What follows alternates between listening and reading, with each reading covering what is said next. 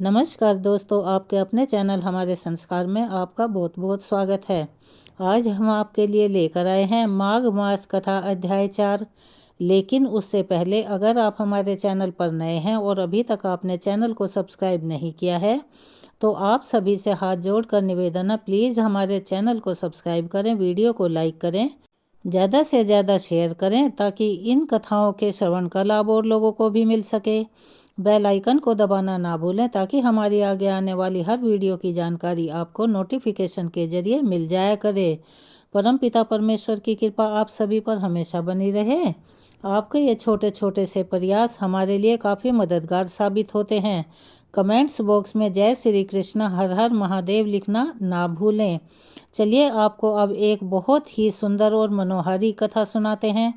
एक बार नर्मदा के पवित्र तट पर एक छोटा सा गांव बसा हुआ था। उस गांव में गिरिवर नाम का एक राजपूत रहता था। उनके घर में उनके बूढ़े माता पिता और गिरिवर की पत्नी गौरी, जो कि बड़ी ही पतिव्रता, सुशील और बड़ी साध्वी थी। उनका एक बेटा भी था जिसका नाम उदा था।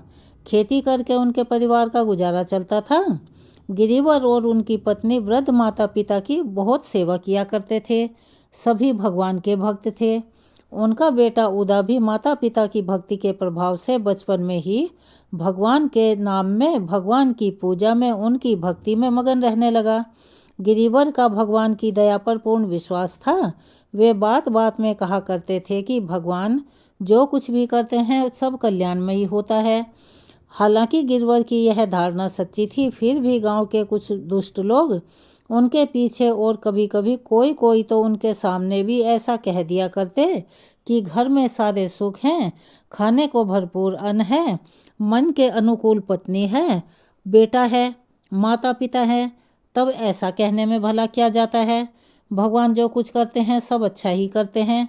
अरे किसी पर कोई मुसीबत पड़े, कष्ट पड़े ना, तब उसको पता लगता है कि भगवान सब अच्छा ही करते हैं या नहीं। बात सच्ची है। दुख में भी जिसका भगवान पर विश्वास बना रहे और जिसका भगवान की दया पर विश्वास बना रहे, उसी का विश्वास सच्चा साबित होता है। गिरिवर का विश्वास सच्चा विश्वास था। कुछ समय के बाद उनके माता पिता का देहांत हो गया। गिरवर को इस बात का बड़ा दुख हुआ कि सेवा का सौभाग्य नहीं मिल सका। माता पिता की सेवा का सौभाग्य तो बड़े पुण्यों से मिलता है। जो लोग माता पिता के जीवन में उनकी सेवा नहीं करते, उनकी अवहेलना करते हैं, अर्थात उनकी बातों को नहीं मानते और उनका मान सम्मान नहीं करते, अपमान करते हैं, उन्हें माता पिता के ना रहने पर बहुत पछताना पड़ता है। गिरिवर को कष्ट तो बहुत हुआ, पर उन्होंने कहा कि भगवान जो कुछ करते हैं सब अच्छा ही करते हैं, शायद यही भगवान की मर्जी होगी। थोड़े दिनों के बाद गिरिवर का 8 वर्ष का पुत्र, जिसका नाम उदा था, नर्मदा जी में स्नान कर रहा था। उसे किसी घड़ियाल यानी मगरमच्छ ने पकड़ लिया। बालक बेतहाशा चिल्लाने लगा, हे ठाकुर जी बचाओ। माँ किनारे पर रोने चिल्लाने लगी। बहुत सारे लोग आवाज़ सुनकर दौड़े, पर देखते ही देखते वह बालक पानी में अदृश्य हो गया, यानी कि मगरमच्छ उसे गहरे पानी में खींच कर ले गया। गौरी अब रोती पीटती अपने घर वापस पहुंची। गिरिवर उस समय भगवान की पूजा समाप्त करके उठे ही थे। उनके मुख से अनायास ये निकल गया, जैसा कि वो हमेशा कहते थे, भगवान जो कुछ करते हैं सब अच्छा ही करते हैं। लेकिन जब उन्हें पता चला कि उनका बेटा घड़ियाल के पेट में चला गया है, तो ऐसा कहने के बाद उन्हें कुछ संकोच हुआ और उन्हें ऐसा महसूस हुआ कि शायद उन्हें ऐसा नहीं करना चाहिए था, ऐसा नहीं बोलना चाहिए था। तब गिरिवर ने अपनी पत्नी को समझाते हुए कहा कि देखो, संसार में कोई किसी का नहीं है। जो इस जन्म में पुत्र बना, पता नहीं किस जन्म में वह हमारा पिता, भाई, शत्रु या फिर कोई और रिश्ते में रहा होगा। यह तो एक धर्मशाला है, यहाँ आवागमन चलता ही रहता है। सारे जीव अपने अपने कर्म फल भोगने यहाँ आते हैं। जिसका कर्म फल जब समाप्त हो जाता है, जिसका भोग समाप्त हो जाता है, वह यहाँ से वापस चला जाता है। इसमें भला इतने परेशान होने की, रोने धोने की या शोक करने की कौन सी बात है। उसी दिन एक महात्मा उनके यहाँ आए हुए थे। उन्होंने उनके सामने ही कहा कि यह संसार तो भगवान का ऐसा बगीचा है, हम लोग तो बगीचे के माली हैं। माली का काम बगीचे की सेवा करके उसके उत्तम फल स्वामी को समर्पित करना होता है। अगर स्वामी खुद ही बगीचे के किसी फल को पसंद कर ले या ले ले तो और भी प्रसन्नता की बात है। उदा तो इस बगीचे का सबसे सुंदर उपहार था, यानी कि पुष्प था, और बगीचे के स्वामी ने यानी भगवान ने उसे अपने पास बुला लिया है। तो हमें प्रसन्न होना चाहिए, शोक नहीं करना चाहिए। भगवान की इस सृष्टि में कोई भी वस्तु अमरता का वरदान पाकर नहीं आती, सभी नाशवान होती हैं। बस फर्क इतना होता है कि वह एक स्थान से दूसरे स्थान पर चली जाती है। इसी तरह जीव भी नष्ट नहीं होता और तुम्हारा उदा भी भगवान की कृपा से कहीं इससे भी अच्छी जगह जन्म ले सकता है। तुम उसके लिए चिंता मत करो, दुख मत करो। भगवान का भक्त था, रोज कीर्तन करता था। घड़ियाल द्वारा पकड़ लिए जाने पर भी उसने भगवान को ही पुकारा, इसीलिए तो वह भगवान के धाम में चला गया। और ऐसे पुत्र के लिए फिर तुम शोक क्यों करती हो? सच्ची माता का तो कर्तव्य है कि वह पुत्र को सुख पहुँचाए, और भगवान के आनंदमयी धाम में पुत्र गया, इससे तो तुम्हें खुश होना चाहिए। उदा मर ही गया हो, इसी का क्या ठिकाना हो सकता है? वह जीवित भी तो हो सकता है, उसे मरा हुआ थोड़ी ना देखा है किसी ने। फिर किसी भी दशा में तुम्हें शोक क्यों करना चाहिए? हो सकता है वह तुम्हें फिर कहीं मिल जाए। तो भगवान जो कुछ करते हैं सब अच्छा ही करते हैं। तब गौरी ने कहा कि मेरा तो मन कहता है कि मेरा पुत्र अभी भी जीवित है, वह चाहे जब मिले पर मुझे मिलेगा अवश्य, ऐसा मेरा मन कह रहा है। पत्नी की बात सुनकर गिरवर बोले कि वह मिले या ना मिले, हमें यही चाह क्यों हो कि वह हमें मिले। अरे अब तक भगवान ने हमें एक सेवा सौंप दी थी, उसे हम पूरे मन से करते थे, अब दूसरी सेवा सौंपेंगे तो उसे भी ऐसे ही करेंगे। जो स्वामी की सेवा से जी चुराता है यानी भगवान की भक्ति से जी चुराता है वह नमक हरामी करता है, और जो स्वामी की वस्तु को अपनी समझता है वह तो निरा बेईमान ही है।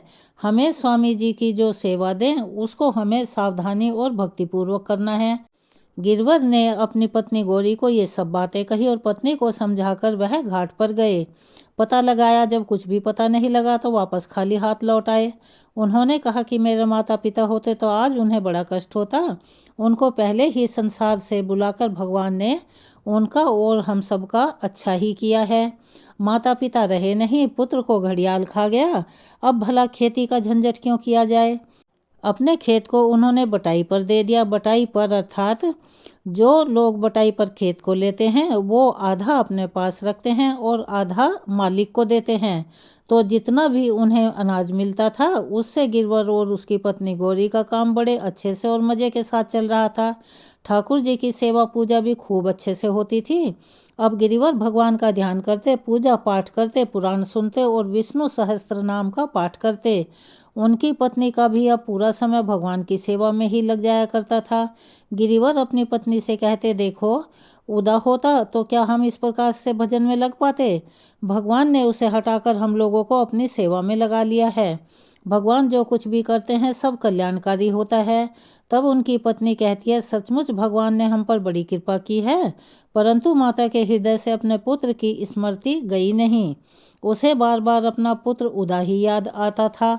उधर उदा को पानी में लेकर घड़ियाल डूब गया था। कुछ ही दूरी पर गया होगा कि उस घड़ियाल पर किसी दूसरे बड़े घड़ियाल ने आक्रमण कर दिया।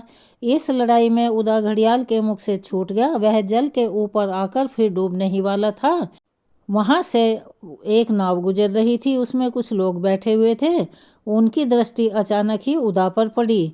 उन्होंने उसे उठाकर नौका पर रख लिया और नाव पर पहुंचकर वह बालक मूर्छित हो गया। दरअसल बात यह थी कि उस प्रदेश के राजा चंद्रसेन के कोई संतान नहीं थी। रानी के मरने पर उनके मन में वैराग्य का उदय हुआ। अब उन्होंने संन्यास लेने का विचार कर लिया था। अचानक उनके पिता के गुरुजी एक सिद्ध योगी थे जो उनके यहाँ पर आए। उन्होंने बताया कि एक अनुष्ठान करने से एक सुयोग्य पुत्र तुम्हें मिल जाएगा, जो अपने माता पिता के राज्याभिषेक के दिन तक भूला रहेगा, और उसे शिक्षा देकर सुयोग्य बनाकर तब राज्य सौंपकर तुम संन्यास ले सकते हो। अब गुरुजी के साथ वन में आकर राजा ने अनुष्ठान किया। अनुष्ठान पूरा होने पर नौका पर बैठकर वे नर्मदा जी में मछलियों को अन्न खिला रहे थे, यानी आटे की गोलियां डाल रहे थे। ठीक उसी समय डूबते हुए उदा को देखकर उन्होंने नौका पर उसे उठा लिया। उदा के पैर में घाव था। घड़ियाल के पकड़ने का महाराज उस बालक को राजधानी ले आए। 21 दिन तक वह मूर्छित पड़ा रहा। इसी बीच में उसकी दवा दारू होने पर उसके पैर का घाव ठीक हो गया। होश आने पर वह अपने माता पिता आदि सबको भूल चुका था। अब उसे केवल इतना ही याद था कि वह एक क्षत्रिय है और उसका नाम उदा है।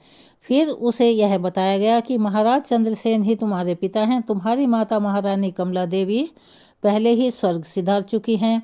तुम्हारा नाम उदयराज है। अब राजकुमार उदयराज की शिक्षा के लिए सुयोग्य गुरुओं की नियुक्ति हो गई। वह बहुत ही प्रतिभाशाली थे, भगवान के भक्त भी थे, प्रजा का दुख सुख अपने दुख सुख से भी ज़्यादा मानते थे। उनके लिए विजयनगर के महाराज की पुत्री से उनका विवाह हो गया। महाराज चंद्रसेन ने उन्हें शिक्षित और योग्य समझकर राज्य अभिषेक की तैयारी कर दी। फिर उन्हें राज्य सौंपकर महाराज स्वयं संन्यास लेकर भगवान का भजन करने के लिए वन में चले गए।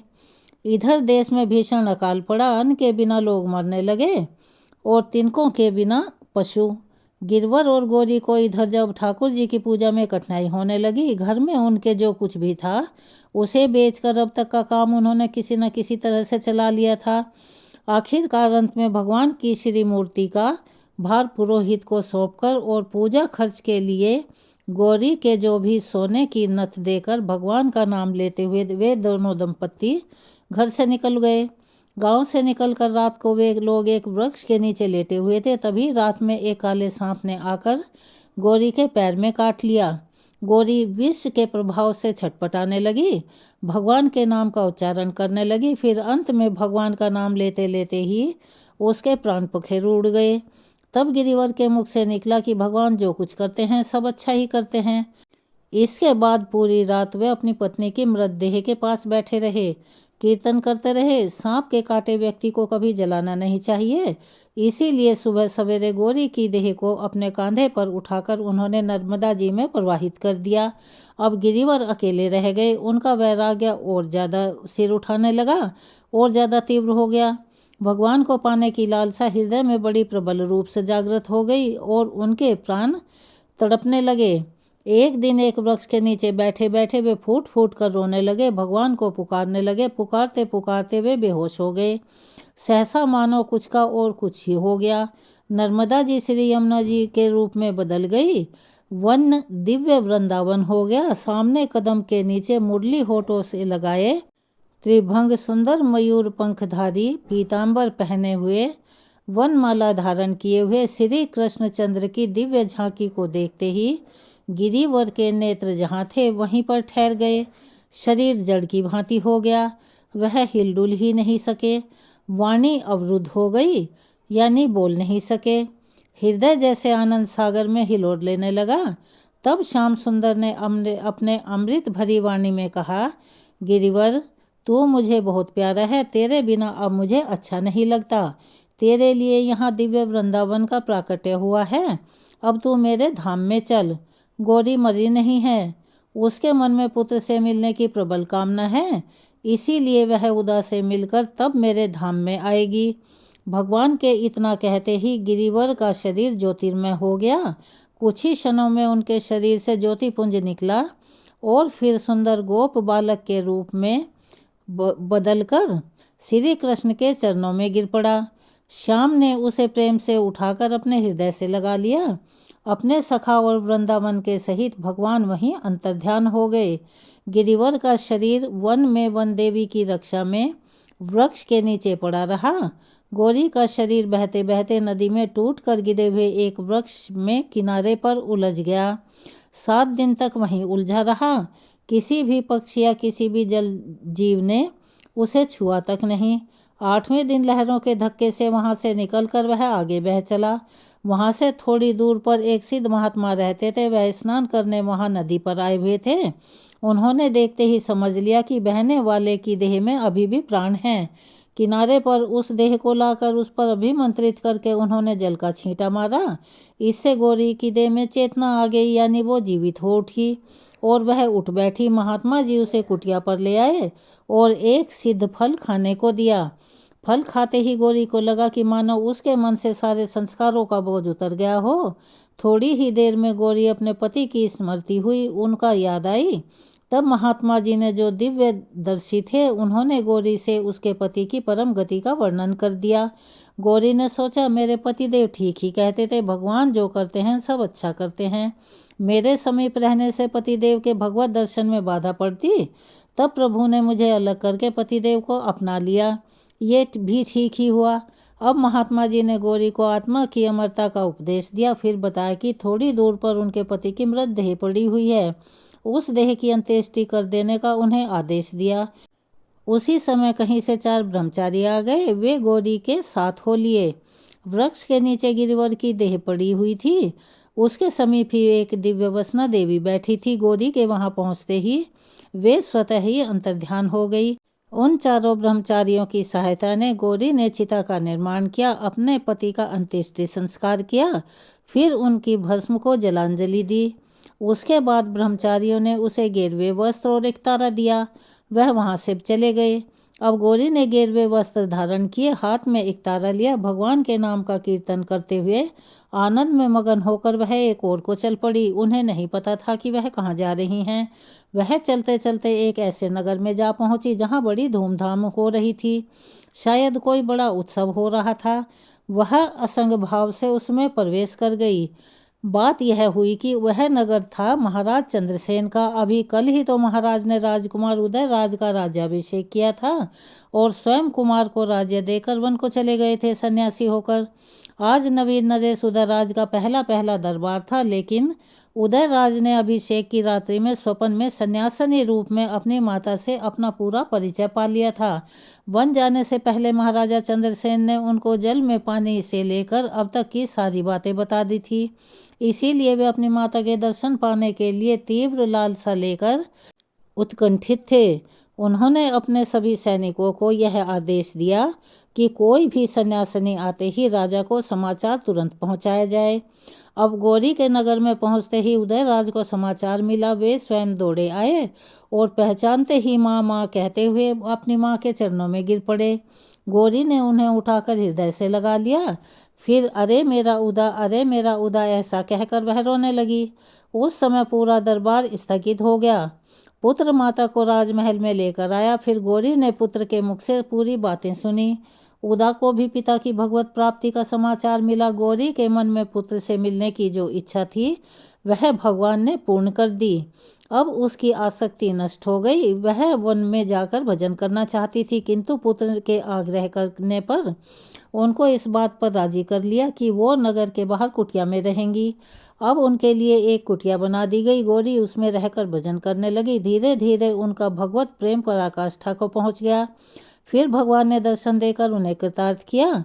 भगवान का दर्शन करते करते ही देह का त्याग कर वह भगवान के धाम को चली गई और उदयराज अपनी पत्नी सहित भगवान का भजन करते हुए प्रजा पालन करते रहे।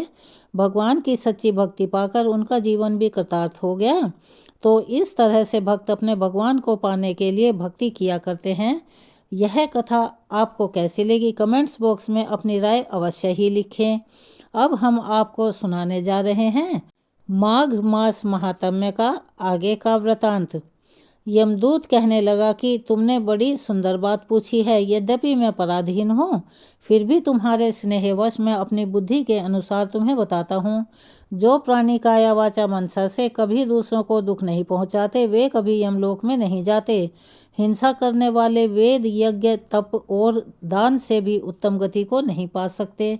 अहिंसा सबसे बड़ा धर्म, तप और दान ऋषियों ने बताया है। जो मनुष्य जल या फिर पृथ्वी पर रहने वाले जीवों को अपने भोजन के लिए मारते हैं, वे काल सूत्र नामक नरक में जाते हैं और वहां पर खुद का मांस खाते हैं और रक्त पीप का पान करते हैं तथा पीप की कीचड़ में उनको कीड़े काटते हैं। हिंसक जन्मांध, काने, कुबड़े, लूले, लंगड़े, दरिद्र और अंगहीन होते हैं। इस कारण इस लोक तथा परलोक में सुख की इच्छा रखने वाले को काया वाचा मनसा से दूसरों को कभी कष्ट नहीं पहुंचाना चाहिए। जो कभी हिंसा नहीं करते, दूसरों को कभी नहीं सताते, उन्हें किसी प्रकार का कोई डर भय नहीं होता। जिस तरह सीधी और टेढ़ी दोनों प्रकार बहने वाली नदियां भी समुद्र में जाकर मिल जाती हैं, वैसे ही सभी धर्म अहिंसा में प्रवेश कर जाते हैं। ब्रह्मचारी, गृहस्थ, वानप्रस्थ या यति सभी अपने धर्म का पालन करने और जितेंद्रिय रहने से ही ब्रह्मलोक को प्राप्त करते हैं। जो जलाशय आदि बनाते हैं और पांचों प्रकार के यज्ञ करते हैं वे कभी नरकगामी नहीं होते, इंद्रियों के वशीभूत नहीं हो पाते, अपनी इंद्रियों को अपने वश में रखते हैं। वेदवादी नित्य ही अग्नि अर्थात हवन आदि की पूजा करते हैं। वे निश्चित ही स्वर्गवासी होते हैं, यानी स्वर्ग में वास करते हैं।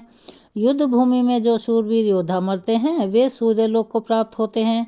जो अनाथ स्त्री शरण में आए हुए तथा ब्राह्मणों की रक्षा करने के लिए अपने प्राण त्यागते हैं वे कभी स्वर्ग से लौटते ही नहीं। मनुष्य लूले, लंगड़े, वृद्ध, अनाथ या गरीबों का पालन करते हैं, उनकी सहायता करते हैं, वे भी स्वर्ग में ही जाते हैं। जो मनुष्य गौओं के लिए या पानी का आश्रय करते हैं तथा कुएं, तालाब, बावड़ी आदि बनवाते हैं वे सदा स्वर्ग में वास करते हैं। जैसे जैसे जीव इनके पानी पीते हैं वैसे वैसे ही उनका धर्म भी बढ़ता रहता है। जल से ही मनुष्य के प्राण हैं, इसीलिए जो प्याऊ आदि लगवाते हैं या पानी का दान करते हैं वे अक्षय स्वर्ग को प्राप्त होते हैं। बड़े बड़े यज्ञ भी वो फल नहीं देते जो अधिक छाया वाले वृक्ष मार्ग में लगाने से देते हैं। इसीलिए जो मनुष्य वृक्ष रोपण करता है, छायादार पेड़ लगवाता है, फलदार वृक्षों के बाग लगवाता है, वह सदैव दानी और यज्ञ करने वाला होता है। जो अच्छे फल और अच्छी छाया वाले मार्ग के वृक्षों को काटता है उसे हर हाल में नरक भोगना ही पड़ता है। तुलसी का पौधा लगाने वाला, तुलसी का पौधा दान देने वाला इस सब प्रकार के पापों से छूट जाता है। जिस घर में तुलसी वन है वह घर तीर्थ के समान होता है और उस घर में कभी यमदूत नहीं आते। तुलसी की सुगंध से पितरों का मन आनंदित होता रहता है और वे विमान में बैठकर विष्णु लोक को चले जाते हैं। नर्मदा नदी का दर्शन, गंगा जी का स्नान और तुलसी दल का स्पर्श, यह सब बराबर पुण्य देने वाले हैं। हर एक द्वादशी को ब्रह्मा जी भी तुलसी जी का पूजन करते हैं। रत्न, सोना, फूल तथा मोती की माला के दान का भी इतना पुण्य नहीं मिलता जितना कि तुलसी की माला के दान का है। जो फल आम के 1000 और पीपल के 100 वृक्षों को लगाने से मिलता है वह तुलसी के एक पौधा लगाने से ही प्राप्त हो जाता है। पुष्कर आदि तीर्थ, गंगा आदि नदी, वासुदेव आदि देवता सही में तो तुलसी में वास करते हैं। जो 1 बार 2 या 3 बार रेवा नदी से उत्पन्न शिव मूर्ति की पूजा करता है अथवा स्फटिक रत्न के पत्थर के आप से आप निकले हुए तीर्थ में, पर्वत या वन में रखी हुई शिव की मूर्ति की पूजा करता है और सदैव ओम नमः शिवाय इस मंत्र का जाप करता है, यमलोक की कथा भी नहीं सुनता, प्रसंग, शत्रुता, अभिमान से भगवान शिव की पूजा के समान पापों को नष्ट कर देने वाला तथा कीर्ति देने वाला तीनों लोकों में और कोई काम नहीं है। जो मंदिर आदि बनवाते हैं वे शिवलोक में जाते हैं। श्री ब्रह्मा, विष्णु और महेश का मंदिर बनवाकर मनुष्य बैकुंठवासी हो जाता है। जो भगवान की पूजा करने के लिए फलों के या फूलों के बाग लगाते हैं वे धन्य होते हैं। जो माता पिता, देवता और अतिथियों का सदैव पूजन करते हैं और उनका यथाशक्ति सम्मान करते हैं वे निश्चित ही ब्रह्मलोक में जाते हैं। आज के महात्म्य को हम यहीं विराम देते हैं। इसके आगे का जो यमदूत और विकुंडल के बीच में संवाद हुआ वो हम आपको अपनी आने वाली वीडियो में बताएंगे, कृपया उसका इंतज़ार कीजिएगा। अगर आप हमारे चैनल पर नए हैं और अभी तक आपने चैनल को सब्सक्राइब नहीं किया है तो आप सभी से निवेदन है प्लीज़ हमारे चैनल को सब्सक्राइब करें, वीडियो को लाइक करें, ज़्यादा से ज़्यादा शेयर करें ताकि इन कथाओं के श्रवण का लाभ और लोगों को भी मिल सके। बेल आइकन को दबाना ना भूलें ताकि हमारी आगे आने वाली वीडियो की जानकारी आपको नोटिफिकेशन के जरिए मिल जाया करे। कमेंट्स बॉक्स में जय श्री कृष्ण, हर हर महादेव लिखना ना भूलें। अपना सहयोग और प्यार हमें ऐसे ही प्रदान करते रहें। धन्यवाद।